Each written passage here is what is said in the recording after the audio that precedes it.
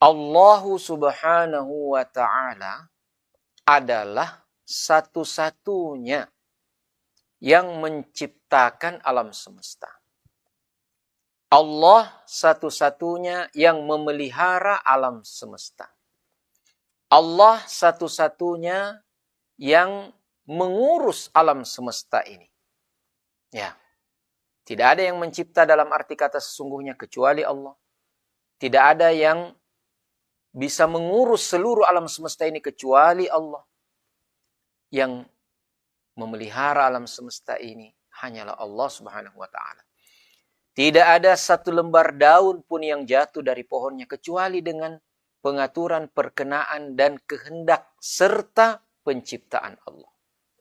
Tidak ada setetes pun air yang jatuh, menetes embun di pagi hari, di malam hari, kecuali karena pengetahuan, pengaturan, ketentuan, dan ciptaan Allah. Ini minuman yang terletak di dalam gelas ini, ya.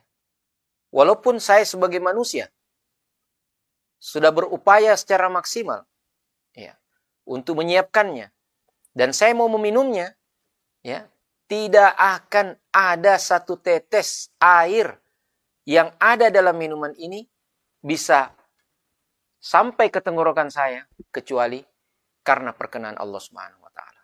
Ya. Bismillah.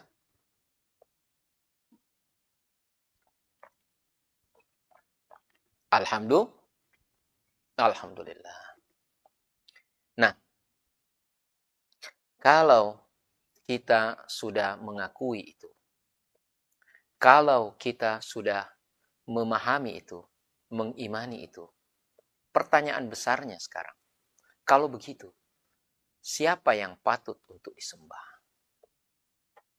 Ya, korek, ya. Jawaban Bapak yang di sana sangat benar.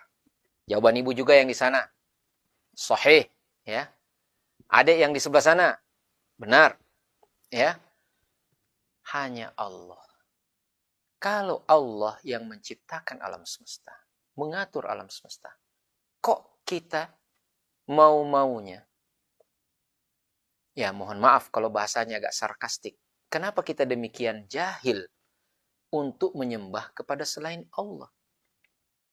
Oleh sebab itu, kaum kufar Quraisy dahulu itu disebut berada sebelum diutusnya Rasulullah alaihi salatu wassalam, dikatakan berada pada masa jahiliyah. Kenapa? Kenapa mereka disebut jahiliyah, jahil, bodoh? Karena mereka mengakui wala in sa'altahum man khalaqas samawati wal ard la yaqulunna Allah. Kalau mereka ditanya siapa yang menciptakan langit dan bumi, mereka pasti akan mengatakan Allah. Terus, kenapa tidak menyembah Allah saja? Menyembah berhala-berhala. Di sini kita bicara sejarah dulu sedikit, ya. Bapak Ibu yang dimuliakan oleh Allah Subhanahu wa taala. Di dalam satu riwayat dari Abdullah bin Abbas disebutkan bahwa ma baina Adam ila Nuh asyarat qurun. Antara Nabi Adam sampai ke Nabi Nuh ada 10 kurun waktu.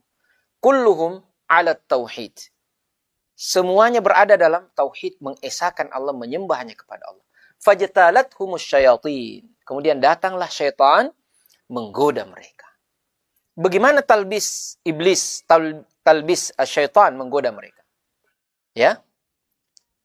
Orang-orang soleh di kalangan mereka ada namanya Wad, Suwa', Ya'uq, Nasr. Dan ini diabadikan namanya, ya, di dalam Al-Quran. Pada surat Nuh.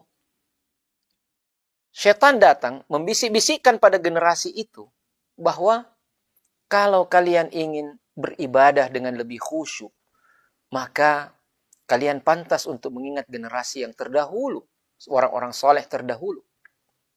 Terus bagaimana caranya? Buatlah patung-patungnya dekat tempat ibadah kalian. Niscaya kalian akan mengingat mereka setiap melihat patungnya. Oke, bagus ini. That's a good idea. Ya, bikin patung-patungnya. Hadi fikrah jamilah.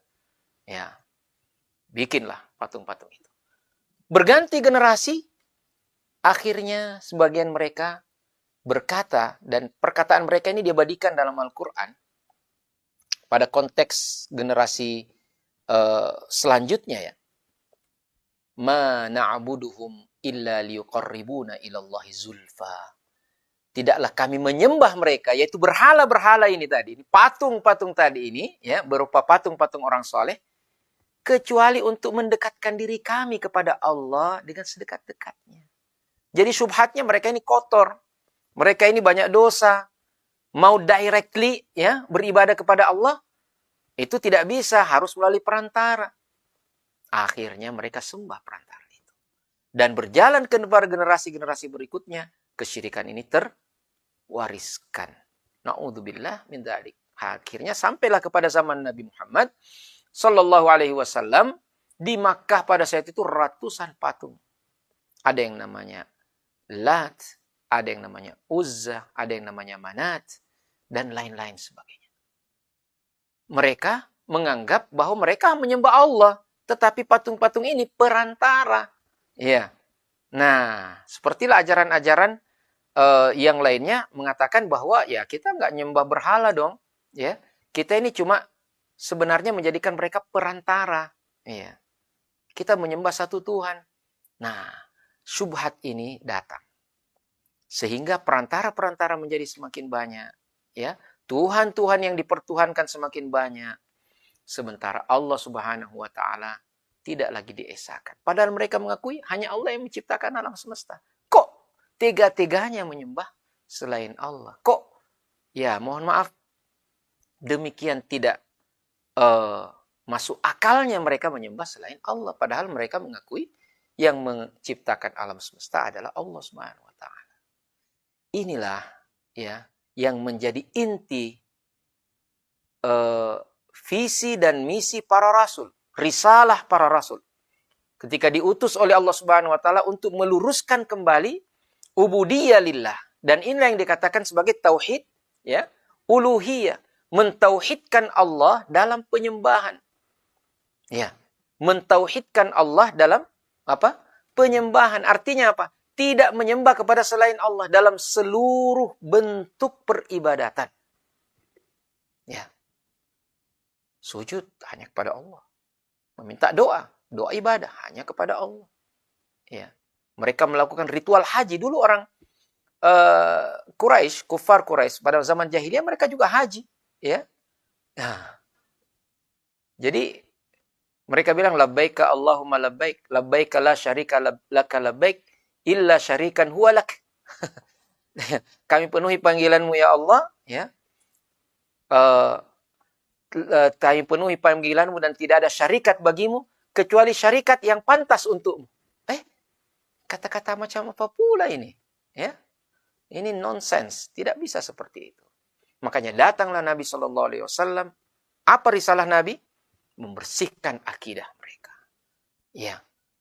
Dan Rasulullah meruntuhkan berhala-berhala yang bercokol pada pikiran dan hati mereka.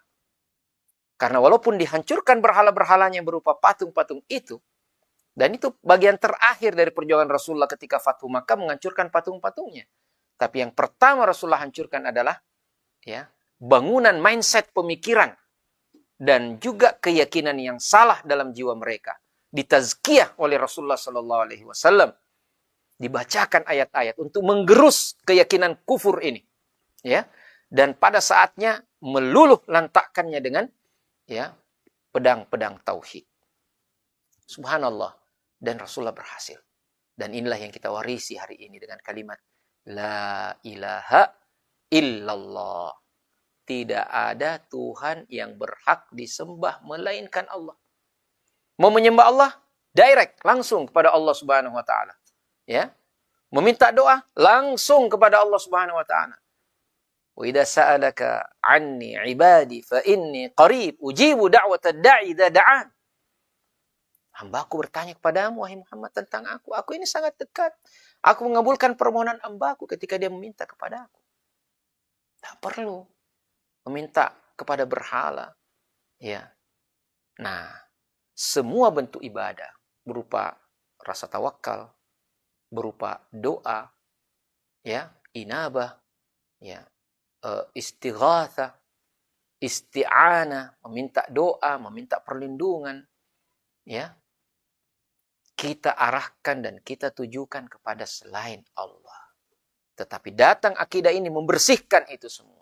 Termasuk, mohon maaf, ya, keyakinan kita bahwa sistem kehidupan yang layak, patut, dan wajib diterapkan hanyalah sistem kehidupan yang diturunkan oleh Allah Subhanahu wa ta'ala berupa syariatnya. Tuntutan kehidupan, agama, selain Islam, dalam keyakinan kita adalah sesuatu yang batil. Sebagaimana Tuhan-Tuhan selain Allah adalah Tuhan-Tuhan yang batil, maka sistem kehidupan yang benar hanyalah yang diturunkan oleh Allah Subhanahu wa ta'ala. Inna dina indallahil Islam. Sungguhnya agama yang diterima di sisi Allah hanyalah al-Islam. Wa may yabtaghi ghairal islami dinan fala yuqbala minhu wa huwa fil akhirati minal khasirin. Barang siapa yang mencari tuntunan kehidupan, agama selain Islam, maka tidak akan diterima daripadanya dan dia di akhirat termasuk orang-orang yang merugi. Nah, ini risalah tauhid ini yang menjadi qasim mushtarak, adalah sesuatu risalah samawiyah yang sama dari Nabi Adam sampai Nabi Muhammad sallallahu alaihi wasallam. Inilah risalah yang dibawa oleh Nabi Idris, Nabi Zakaria, Nabi Yahya, Nabi Isa, Nabi Musa, Nabi Harun, Nabi Sulaiman, Nabi Daud, Nabi Yakub, dan seluruh nabi serta para rasul diutus oleh Allah untuk mengatakan ani'budullah wajtanibut taghut. Sembah Allah dan jauhi taghut. Siapa itu taghut? Taghut itu berasal dari kata tagha, artinya melampaui batas. Taghut artinya orang yang melampaui batas. Maka segala sesembahan selain Allah itu telah melampaui batas. Ya, karena batasannya dia adalah batasan kemanusiaan, kehambaan. Kalau dia mau melangkah sampai ke wilayah, ya, kekuasaan Allah dalam pengertian keberhakan untuk disembah, dan dia rela untuk itu, maka dia namanya taghut. Ya. Nah, jadi segala sesuatu yang disembah selain Allah itu adalah taghut. Maka jauhi semua itu. Sembahlah hanya Allah. Beribadah hanya kepada Allah Subhanahu wa ta'ala. Ya. Hati kita harus lurus untuk mengakui bahwa tidak ada yang berhak untuk disembah melainkan hanya Allah Subhanahu wa ta'ala. Dalam semua bentuk penyembahan, dalam semua bentuk ritual. Inna salati wa nusuki wa mahyaya wa mamati lillahi rabbil alamin. Sungguhnya salatku, ibadahku semuanya, kehidupanku, kematianku hanya untuk Allah, Tuhan seluruh sekalian.